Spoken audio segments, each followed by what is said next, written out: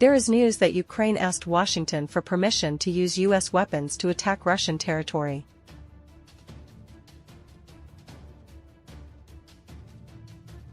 President Zelensky said the West is worried that Russia will lose the war with Ukraine.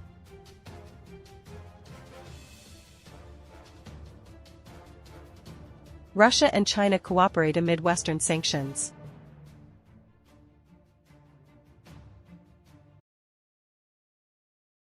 There is news that Ukraine asked Washington for permission to use U.S. weapons to attack Russian territory. After Russia took control of the neighboring Volchansk villages of Staritsa, in the west, and Zybino, in the east, the prospect of Ukrainian forces actually being surrounded in the city appeared before our eyes. Which areas are extremely important for Ukraine in Kharkiv and why? Military Chronicle Channel reported that the attack by the Russian Northern Forces Group continues to develop. However, in recent days, there has been a lot of debate about where they can advance quickly and conversely, where the pace can slow down. How is the attack now? The Moscow group of forces is advancing into the Kharkov region in 5 different directions. Some directions were unified into a single front, others, on the contrary, allowed the implementation of tactical plans with limited battalion-level forces. However, regardless of what the Russian military command has planned on the Kharkov front, some areas remain extremely important for Ukraine. Which area are we talking about? First and foremost is Volchansk. The main Russian offensive is developing there. In addition, the Volchansk-Bely-Kolodez railway helped maintain a fairly strong artillery group in this area. Having taken control of the neighboring villages of Volchansk-Staritsa, in the west, and Zybino, in the east, the prospect of a real siege of the city appeared before the eyes of the Kiev forces. President Zelensky said the West is worried that Russia will lose the war with Ukraine. In an interview with AFP news agency, Ukraine's president criticized Western countries for both supporting Ukraine but also fearing any apparent defeat by Russia. "We are in a meaningless situation where the West is afraid that Russia will lose the war. And they don't want Ukraine to lose either," Mr. Volodymyr Zelensky told AFP news agency in an interview broadcast on May 17. The Ukrainian leader also emphasized the need for more troops and weapons to boost falling morale in the army, as Russian forces advance in Kharkiv and other regions. "We need to arrange reserve forces.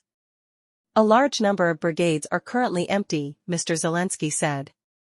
The war in Ukraine shows no signs of ending while the country's army is having difficulty recruiting troops even though soldiers are increasingly exhausted and angry due to lack of rotation.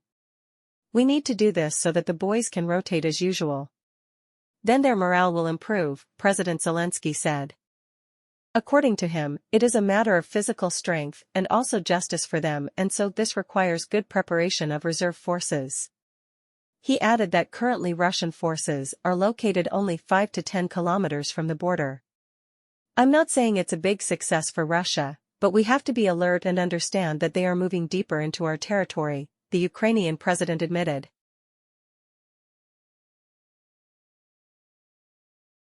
Russia and China cooperate amid Western sanctions. When many countries turned their backs on Russia because of the Ukraine conflict, Mr. Putin always had a powerful friend, Mr. Xi, and an unlimited relationship with China.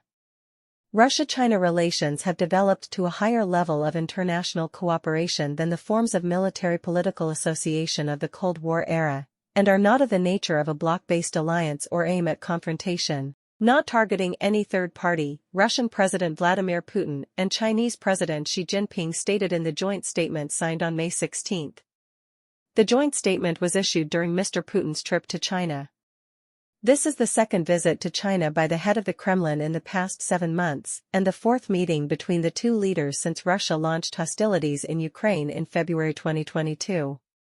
China is becoming an increasingly important partner with Russia, strengthening cooperation and easing the impact of the sanctions imposed by the US and its allies on Russia because of the war in Ukraine.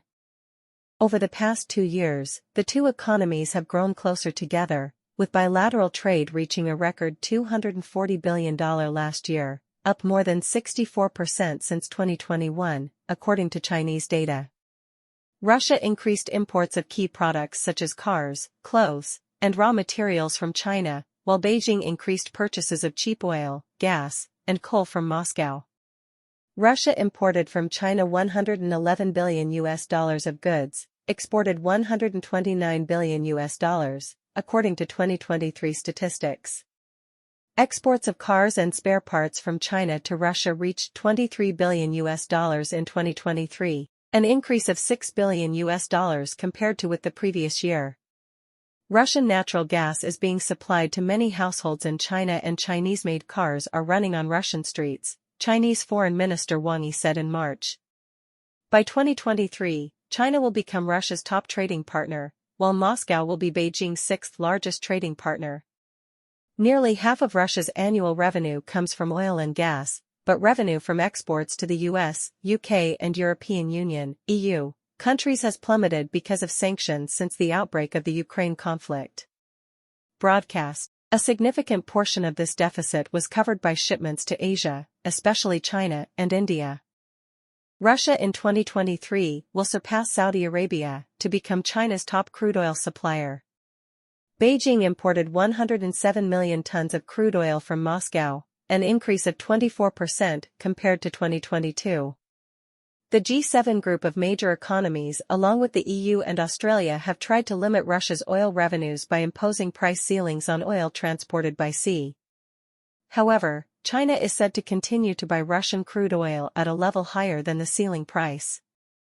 In 2023, China imported 8 million tons of liquefied gas from Russia, an increase of 77% compared to 2021. The two countries also plan to expand energy relations, including a new pipeline project called Power Siberia 2 to export gas from Russia's western Siberia to northeastern China.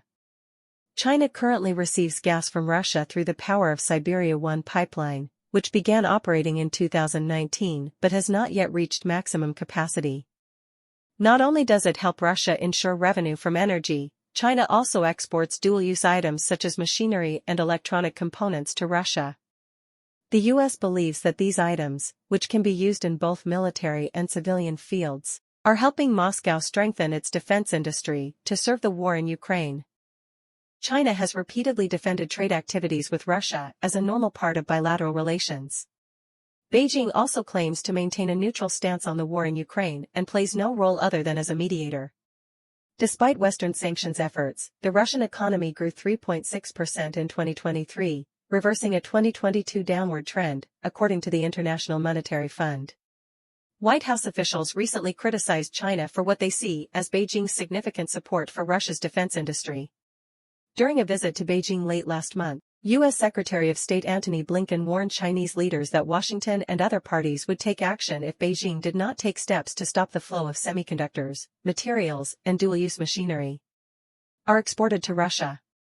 There is evidence that China is the largest exporter of semiconductors, often through shell companies in Hong Kong and the UAE, to Russia, said Maria Shagina, a fellow at the International Institute for Strategic Studies in England, said. The U.S. this month announced sanctions on about 20 companies based in China and Hong Kong. They said one of these companies exported components for the production of unmanned aerial vehicles, UAVs, while other companies are believed to have helped Moscow overcome Western sanctions. Beijing exports more than $300 million in dual-use goods to Russia every month, according to analysis by the Carnegie Endowment for International Peace think tank in the U.S. In addition to trade relations between the two countries, the personal relationship between Mr. Putin and Mr. Xi also seems to have been strengthened in recent times. Although Mr. Putin has reduced his foreign travel since the outbreak of the Ukraine conflict, Russian leaders have still maintained visits, meetings, and phone calls with Mr. Xi since 2022 until now.